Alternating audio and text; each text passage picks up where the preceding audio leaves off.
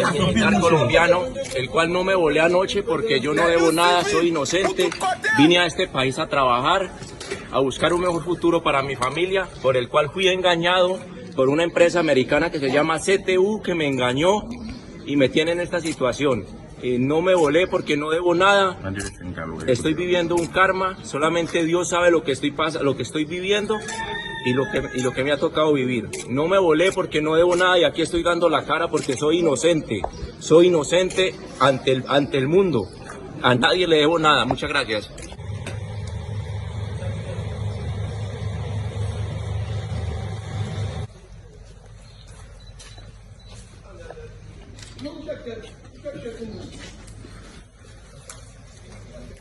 Wap kontole combien moun ki rete nan prison? Oui, 49 moun ki rete nan prison. 49.